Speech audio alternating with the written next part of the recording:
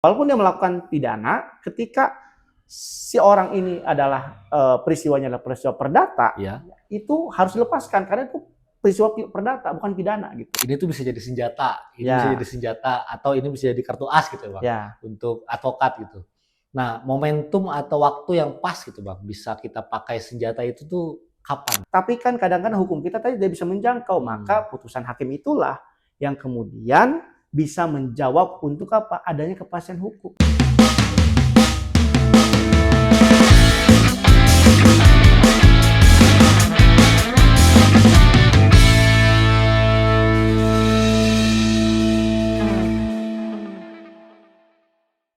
Halo Law Friend, ketemu lagi di podcast Skena Hukum.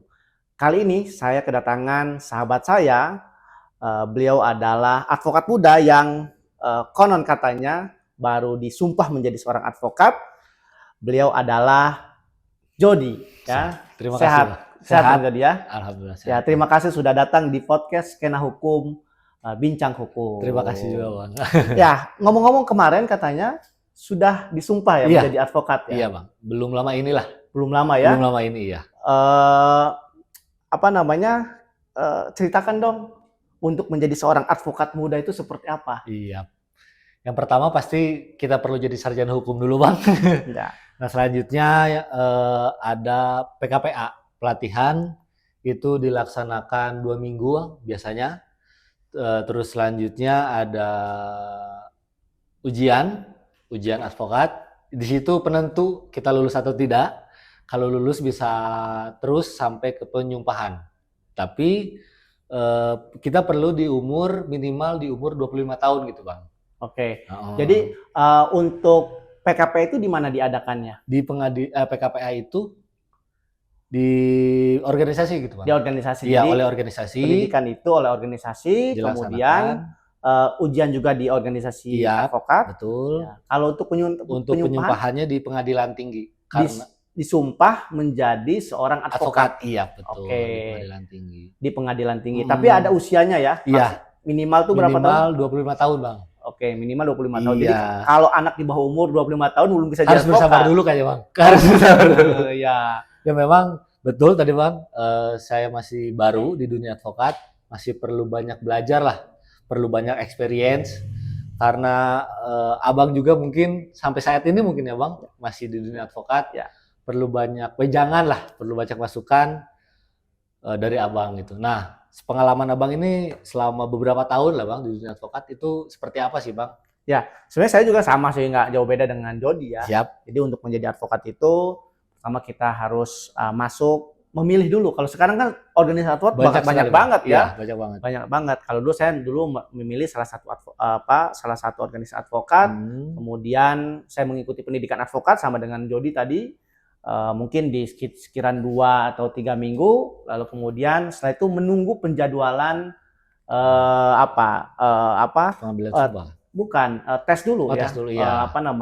Tes advokat dulu. Jadi setelah kita pendidikan khusus profesi advokat, kemudian kita menunggu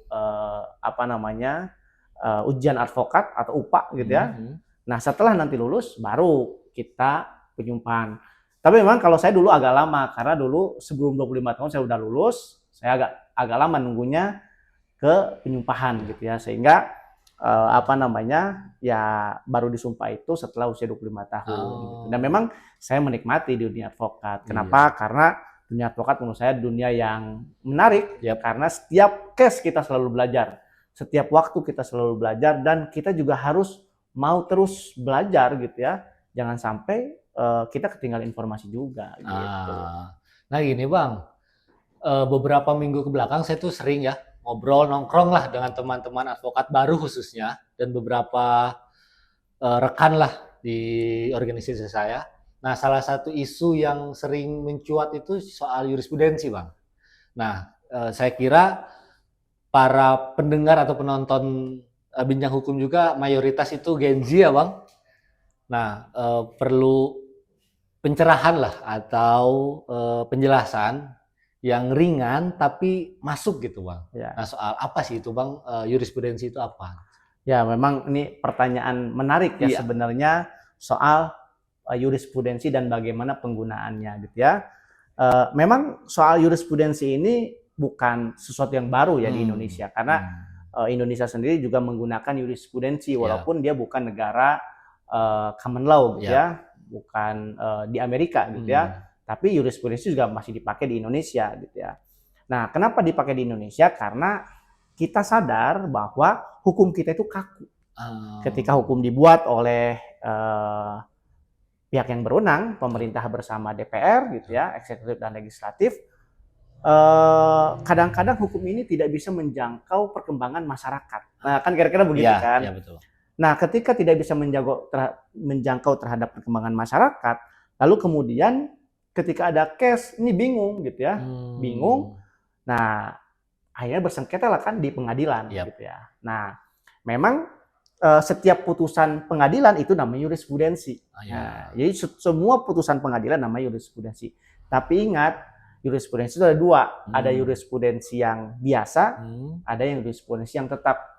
Yang biasa itu adalah putusan hakim yang memang diputuskan oleh hakim ketika dia mendapatkan sebuah perkara. Kan kira-kira begitu ya.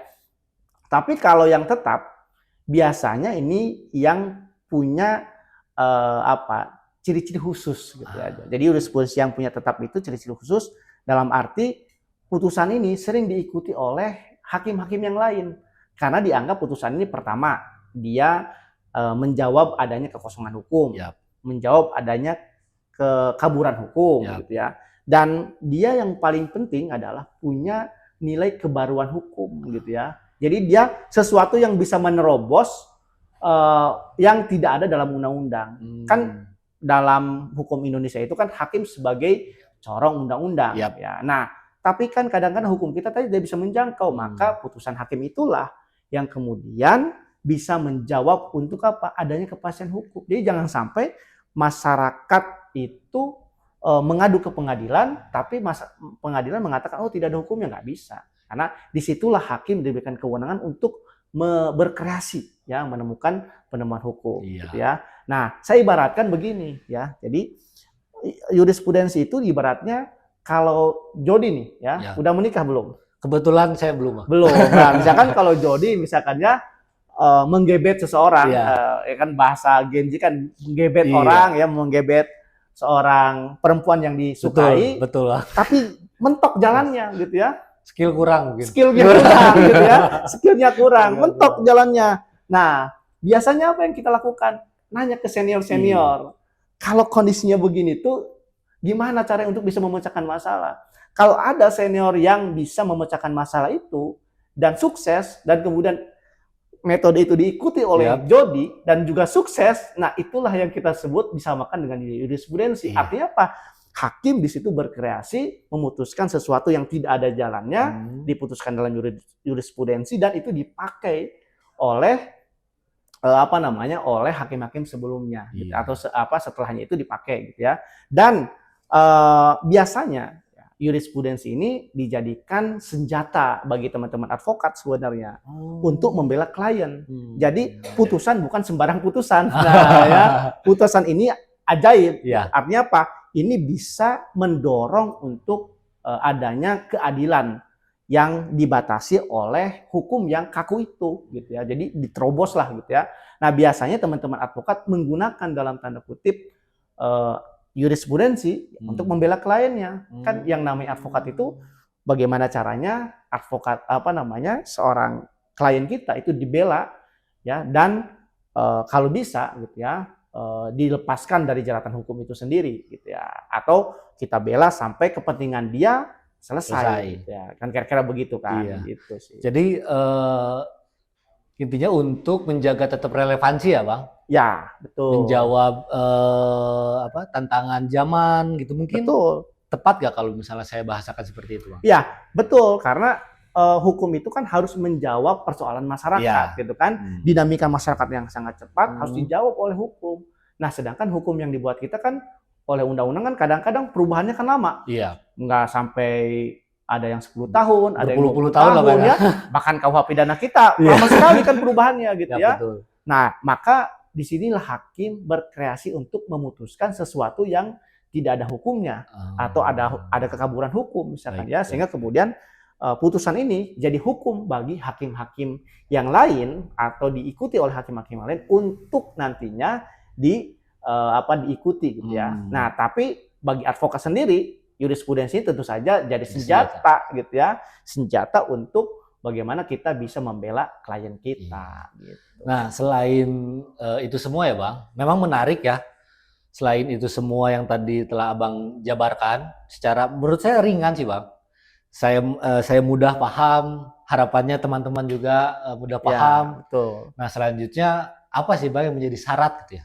Syarat menjadi putusan jurisprudensi itu apa dan siapa yang menetapkan itu gitu? Ya, sebenarnya kalau kita bicara soal jurisprudensi itu ada aturannya di Undang-Undang Kekuasaan Kehakiman ya, Undang-Undang 48 tahun 2009 yang terakhir itu ya. Jadi di sana dikatakan bahwa hakim itu tidak boleh menolak perkara karena alasan tidak ada hukumnya. Nggak boleh tuh. Dalam kondisi apapun, Bang? Dalam kondisi apapun, perkara harus tetap bisa diadili. Ya. Makanya disitulah butuh kreativitas dari hakim ya untuk mencari ya dan menemukan sebuah kebaruan hukum sehingga tidak ada namanya kekosongan hukum sehingga masyarakat pasti gitu adanya gitu ya. Nah itu semua diatur ya dalam Undang-Undang Kekuasaan Kehakiman gitu ya. Dan hakim itu kan tidak jarang ya atau mungkin tidak berani juga memutuskan yang bertentangan dengan putusan-putusan sebelumnya gitu ya. Jadi itu kan presidennya memang hakim itu selalu mengikuti putusan-putusan sebelumnya. Nah artinya apa? Artinya memang jurisprudensi itu sebenarnya diatur ya oleh hukum kita, dan untuk menjadi jurisprudensi itu tadi tidak mudah, ada syaratnya. Jadi tidak semua putusan itu dikatakan jurisprudensi, nggak bisa gitu ya. Jadi tidak semua putusan itu jurisprudensi. Apa yang menjadi syaratnya? Pertama tentu saja dia harus putusan itu harus berkekuatan hukum tetap dulu. Artinya apa? Berkekuatan hukum tetap itu berarti sudah tidak ada upaya hukum yang lain. Oh ya. Dia terakhir putusannya kan kira-kira begitu kan? Ya. Ingkrah dia terakhir gitu ya. Nah, yang kedua, kualifikasinya dari jurisprudensi ini adalah memuat kebaruan hukum. Ada refinding ya atau penemuan hukum di situ gitu ya. Jadi sesuatu yang tidak ada dalam undang-undang, ada kekosongan hukum, itu dibahas dalam jurisprudensi misalkan gitu ya, sehingga adanya kepastian. Dan yang ketiga sebenarnya jurisprudensi itu nanti akan ditetapkan ya, akan diseleksi dulu lah oleh Mahkamah Agung mana yang bisa dijadikan jurisprudensi gitu ya. Jadi dan yang paling penting kan putusan ini diikuti oleh hakim-hakim sebelumnya. Diikuti oleh hakim-hakim setelahnya ya. Sehingga kemudian putusan ini itu memang menjadi dasar bagi hakim-hakim setelahnya untuk memutuskan perkara yang polanya sama atau kondisinya sama, kan kira-kira begitu ya.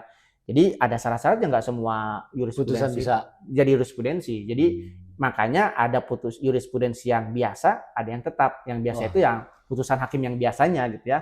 Tapi kalau yang tetap itu yang memang dia punya kebaruan hukum dan nanti ditetapkan oleh Mahkamah Agung. Biasanya Mahkamah Agung punya tuh kalau kita juga dilihat di direktorat putusan Mahkamah Agung itu ada khusus namanya jurisprudensi. Kita bisa lihat tuh jurisprudensi apa saja yang ada di situ gitu. Kayaknya itu PR saya, Bang. Habis ini perlu baca itu. Ya, advokat tidak baca putusan itu ketinggalan zaman. Siapa? Ya, itu kita harus banyak baca-baca putusan karena itu kan menjadi hasanah pengetahuan kita untuk membela klien kita. Gitu. Nah, selanjutnya Bang, setelah tadi dijelaskan ya, dipaparkan apa itu jurisprudensi, itu syaratnya beberapa tadi sudah. Nah, selanjutnya apa yang menjadi dasar kita boleh pakai putusan lama gitu Bang untuk berargumentasi pada persidangan? Ya, kan tadi ya, kan untuk menjadikan senjata ya, jurisprudensi ini dijadikan senjata oleh kita, tentu saja tadi jurisprudensi ini itu bersifatnya tetap, artinya kondisinya sama ketika perkara ini ya tidak ada dasar hukumnya atau ada kekaburan hukum, ada kekosongan hukum di sini, sehingga kita kemudian mencari ada nggak sih putusan hakim yang hampir mirip dengan putusan ini, gitu ya, dan kita pakai. Gitu Mohon maaf Bang, saya potong. Hampir mirip atau harus mirip Bang? Sebenarnya polanya sama. Polanya sama. Kan kalau case itu kan pasti akan berbeda-beda. Tapi mungkin polanya sama, garis besarnya mungkin apa? situasinya sama. Situasinya sama, polanya sama gitu ya. Nah, tapi kan setiap case pasti berbeda-beda. Tapi ketika situasinya sama dan pernah diputus oleh hakim sebelumnya dan itu menjadi penemuan hukum, yaitu bisa ya dikatakan sebagai jurisprudensi, dan itu boleh kita pakai sebagai senjata kita di pengadilan nanti gitu. Artinya misalkan kita punya kasus perdata, kita cari jurisprudensi yang berkaitan dengan kasus keperdataan yang hampir mirip situasinya atau polanya dengan kasus kita. Kalau kasus pidana sama, kita cari gitu ya. Nah, kapan misalkan bisa dipakainya? Nah, bisa dipakainya itu ketika tergantung sebenarnya jurisprudensi itu. Dalam kasus-kasus perdata sebenarnya, itu bisa dipakai oleh kita mulai dari kita menyusun sebuah gugatan dan mengajukan gugatan. Jadi dalam gugatan itu misalkan kita membela para buruh misalkan, para buruh ya. Ada jurisprudensi yang mengatakan bahwa ada satu jurisprudensi ya tahun 2018 yang mengatakan bahwa pemutusan hubungan kerja secara sepihak itu adalah perbuatan melawan hukum. Gitu ya. Nah, kita dijadikan tuh dalil itu. Ya, misalkan kita punya klien nih, diputus kerjanya secara sepihak oleh perusahaannya. Nah, kita akan membela nih di di PHI, Pengadilan Hubungan Industrial yang mengajukan gugatan. Pakai tuh gugatan itu gitu ya. Argumentasi itu dasarnya adalah jurisprudensi bahwa pemutusan hubungan secara sepihak itu adalah perbuatan melawan hukum. Nah, itu jadi dasar kita untuk menyerang untuk menjadi dasar sebagai pisau analisanya kita dalam membela klien kita. Jadi bisa kita pakai dari awal apa ya? Bisa dari awal. Tapi kalau dalam kasusnya pidana misalkan dalam kasusnya pidana kita bisa pakai di pledoi misalkan jurisprudensi bisa dikatakan di pledoi misalkan misalkan kasus ada jurisprudensi tentang kasus perdata. Ketika satu kasus pidana diputus dan dinyatakan bahwa betul dia bersalah tapi kasusnya adalah kasus perdata, maka putusannya harus onslah.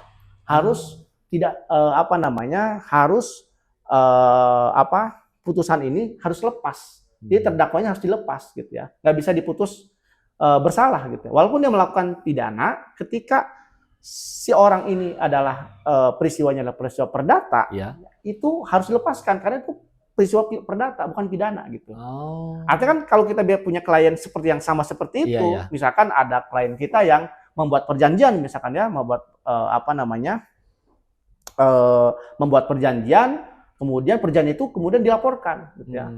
Padahal kan ini peristiwa pidana gitu ya. Misalkan penipuan misalkan pelaporannya. Nah, kita buktikan nanti bahwa ini awalnya perdata dan ketika misalkan betul ada ingkar janji dan kemudian tidak bisa menepati, kan ada jurisprudensinya ini.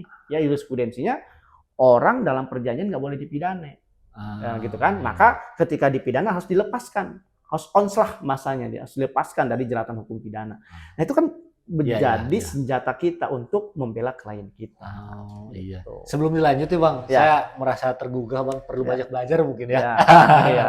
Nah, tadi kan ada beberapa Bang sudah Abang singgung ya, beberapa contoh ya perdata, pidana.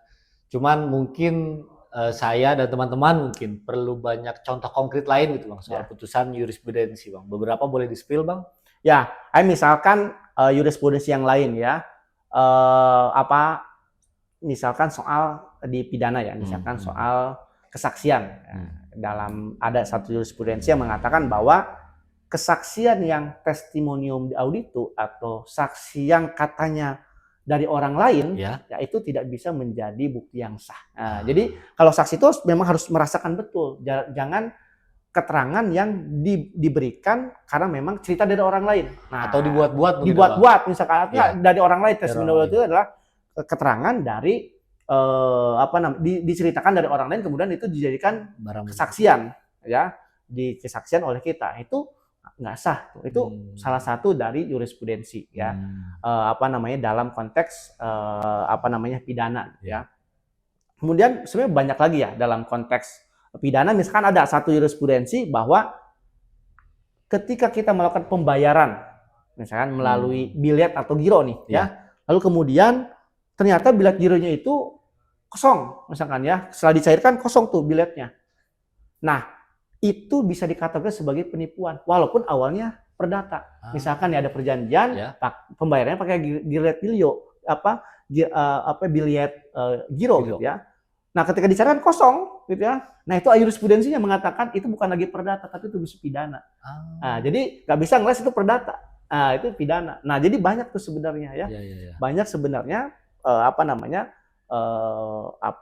jurisprudensi yang bisa kita gunakan baik itu untuk menyerang lawan atau membela klien kita untuk tadi untuk mendapatkan mengganti rugi atau misalkan ya membebaskan dia dari jeratan hukum. Nah tadi kan beberapa kali abang singgung soal ini tuh bisa jadi senjata, ini bisa jadi senjata atau ini bisa jadi kartu as gitu bang untuk advokat gitu. Nah momentum atau waktu yang pas gitu bang bisa kita pakai senjata itu tuh kapan bang? Ya tadi saya ini tergantung dari kasusnya tadi ya. Jadi kalau misalkan kita dalam kasus perdata misalkan ya kita bisa masukkan dalam gugatan dari awal. Bisa dari awal. Ya dari awal gugatan kita masukkan bahwa sebagaimana jurisprudensi ya kira-kira begitu ya. Tapi kalau dalam kalau dalam kasus pidana biasanya kita menggunakan itu di pledoi. Di pembelaan terdakwa. Kita bilang bahwa perbuatan ini ya perbuatan yang pernah ada kasusnya sebelumnya gitu ya, dan kasus sebelumnya misalkan dibebaskan karena ini bukan perkara ini memang ada peristiwa hukum tapi bukan peristiwa hukum pidana, ini perdata gitu ya. Jadi kita bisa berargumentasi untuk apa sih sebenarnya, kan untuk mempengaruhi hakim ya, untuk mempengaruhi hakim agar putusannya itu mengikuti putusan sebelumnya gitu kan. Untuk apa? Untuk mencari kebenaran material dan tentu saja bagi kita untuk membela klien gitu ya. Jadi jangan sampai klien kita dirugikan. Maka pakai jurisprudensi itu gitu ya. Jadi jurisprudensi itu betul-betul digunakan untuk senjata kita untuk membela klien, untuk memposisikan klien kita itu benar gitu ya dan tidak dirugikan, kira-kira begitu. Nah, selanjutnya Bang, tadi kan ini saya rasa sudah komprehensif gitu ya Bang, dan dengan bahasa yang ringan, mudah dipahami lah saya rasa. Nah cuman sebelum terakhir gitu Bang, ada nggak sih tips gitu atau cara atau gimana ya, cara lah paling tepatnya, cara untuk para advokat muda seperti saya atau beberapa teman-teman untuk memilih gitu putusan jurisprudensi itu seperti apa sih Bang? Ya, pertama tadi kita harus membiasakan membaca jurisprudensi dan kita harus mengkualifikasikan mana jurisprudensi pidana, mana jurisprudensi perdata ya dan lain sebagainya. Tentu saja nanti disesuaikan dengan kondisi dari case-nya kita yang kita tangani seperti apa. Artinya apa? Artinya case-nya kita ini memang harus disesuaikan. Jangan sampai kita case-nya perdata ngambil jurisprudensi pidana. Itu kan jaka sembung bawa gitu ya, nggak nyambung gitu ya. Betul. Tapi jangan diterusin. Gitu ya. Ini nggak nyambung tuh. Jadi harus disesuaikan dulu sebenarnya dengan case-nya kita. Cari ya kualifikasi yang sama. Yang kedua, ada relevansinya nggak dengan kasusnya kita. Jangan sampai nanti tidak ada relevansinya gitu ya. Kalau misalkan ada relevansinya kita pakai. Kalau nggak ada ya nggak usah. Jadi jangan menggunakan senjata yang tidak ada gunanya buat kita. Pakai senjata yang ada gunanya buat kita gitu ya. Nah, itu yang kedua. Kemudian selanjutnya ketika kita melihat jurisprudensi itu harus jeli dalam arti memang jurisprudensi ini memang sudah menjadi jurisprudensi tetap. Yang itu sering diikuti oleh hakim-hakim ya. Ini kan supaya apa? Supaya kita bisa mempengaruhi logika hakim bahwa pernah loh ada putusan yang case yang hampir sama polanya, kondisinya sama dan putusannya ini menguntungkan klien kita, menguntungkan si sama seperti kondisinya klien kita gitu, sehingga kemudian nanti kita giring gitu ya. Kan ada istilah begini ya dalam hukum itu ya, law is the art of interpretation. Hukum itu adalah seni untuk menginterpretasikan gitu ya. Bukti itu netral. Yang bisa merubah kenetralan itu menjadi benar menjadi salah, interpretasinya kita. Maka bagaimana caranya untuk bisa mempengaruhi interpretasi hakim? Ya dengan jurisprudensi itu. Kita mendorong jurisprudensi itu agar berpihak terhadap klien kita. Makanya orang kadang-kadang menyepelekan jurisprudensi. Justru kalau saya menggunakan jurisprudensi ini untuk senjata ampuh. Karena hakim nggak boleh loh bertentangan dengan putusan sebelumnya. Ini loh sudah ada loh putusan sebelumnya. Jadi dia ya kita tembak tapi dengan cara yang lembut. Ya jangan seolah-olah kita mengajar, ya nggak usah. Kita pelan-pelan aja, slow gitu ya. Biar masuk, tepat lah ya. Biar tepat, sasaran masuk gitu ya. Dan hakim percaya dengan argumentasi kita. Gitu. Dan dia memutuskan tentu saja akan menguntungkan terhadap klien kita nantinya gitu. Terima kasih Bang. Ini mungkin banyak sekali yang bisa saya dapat gitu Bang. Mungkin bisa saya share nanti ke teman-teman tongkrongan saya atau teman-teman di organisasi. Ada tongkrongan, nanti saya hadir. Siapa? Biasanya ya di film-film itu ada namanya GGS, ganteng-ganteng serigala. Kalau ini mungkin tongkrongan Jody itu GGA, ganteng-ganteng advokat. Ya kan tadi advokat itu harus update ilmu. Ya. Karena setiap hari kita menemukan case yang terus ya. Dan kadang-kadang case-nya itu dasar hukumnya nggak jelas, ya hukumnya belum mengatur, maka kita harus terus belajar, Jod. Jadi jam terbang itu penting ya untuk advokat ya, dan itu akan mempengaruhi terhadap skillnya kita ya, skill terus dilatih gitu ya, supaya kita jauh lebih berkualitas. Untuk apa? Ya untuk membela klien kita. Ya kalau klien kita puas, akan jadi pembicaraan banyak orang. Jody keren. Ya. Dan banyak lain nanti kan. Biarkan nanti saya minta jatahnya aja ke Jody kan. Japrem kan gitu kan. Ya, jatah preman gitu ya. Selain itu Bang, ada nggak Bang? Masukan lah atau tips gitu. Atau ada nggak sih Bang tahapan gitu untuk saya dan rekan-rekan saya sebagai advokat muda gitu Bang? Nah sebenarnya kan sama ya kan, saya juga sambil berprofesi sebagai advokat juga ya. Yang paling penting adalah konsisten dan tekun dalam advokat itu. Jangan sampai kemudian kita cepat lelah. Karena advokat itu, Jod, itu profesi yang memang harus betul-betul kita tekuni. Gitu ya. Karena orang tahu tentang kualitas kita itu dari karya kita membela klien-klien. Dan itu akan menjadi pembicaraan, dan itu akan menjadi referensi gitu ya. Jadi kadang-kadang klien itu bukan dari mana-mana, dia dari klien kita sebelumnya banyaknya gitu. Kenapa? Karena ada pembicaraan ya, dan itu yang harus kita jaga. Kualitas advokat harus dijaga untuk memberikan keadilan bagi klien kita tentu saja gitu ya. Dan tentu saja untuk masyarakat yang sampai banyak dirugikan. Tapi ngomong-ngomong John, saya senang sebenarnya ya, kalau banyak anak muda itu terjun di dunia advokat. Artinya apa? Artinya di tengah ya resesi ekonomi yang luar biasa gitu. Karena tidak mudah jadi advokat. Dunia tidak baik-baik saja. Dunia tidak baik-baik saja, tidak mudah untuk jadi advokat itu. Tapi Jody memilih dunia advokat ini, walaupun pasti alasan klisenya adalah untuk menegakkan hukum. Ya. Tapi saya kira itu alasan klise. Yang paling penting kan adalah cuan, gitu ya. Selain mendapatkan memberikan keadilan, memberikan layanan hukum, juga mendapatkan keuntungan dari profesi kita itu sendiri, gitu ya, secara material, gitu. Dan saya senang. Kenapa? Ya harapan saya adalah Jody konsisten, karena banyak yang menjadi kutu loncat. Yang namanya kutu loncat itu dia tuh jadi advokat itu hanya sementara waktu sebelum mengisi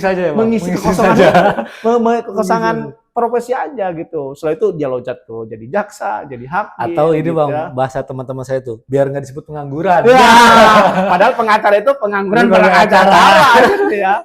Itu kan sebenarnya kan baik lagi kepada kita. Nah, kalau kita menggunakan kesempatan menjadi advokat itu dengan sebaik-baiknya, maka siap-siap akan menjemput kesuksesan di masa yang akan datang. Gitu. Saya rasa Abang perlu datang ke teman-teman saya, Bang. Ya, nanti kita nongkrong di sana, kita akan bicarakan dan kita mungkin akan bicara di podcast Skena Hukum. Ngomong-ngomong, terima kasih ya, terima kasih hadir Bang. di sini. Terima kasih banyak. Saya sangat berbahagia dan tentu saja kita bisa diskusi lagi ya Siap. dengan tongkrongan-tongkrongan Jody ya Siap. yang menarik itu di GGA ya, Gagasan Advokat ya. Dan mudah-mudahan Jody konsisten ke depannya Siap, Bang. dan menjadi advokat yang sukses. Gitu. Terima kasih banyak, Bang. Ya, terima kasih Jody. Terima kasih. Ya, baik teman-teman podcast Skena Hukum, itulah perbincangan kami ya dengan salah satu advokat muda yang baru saja dilantik, dan ini juga tadi kita bicara soal jurisprudensi ya, dan bagaimana jurisprudensi bisa menjadi senjata kita di dalam membela klien-klien kita. Terima kasih, selamat bertemu di podcast Skena Hukum selanjutnya.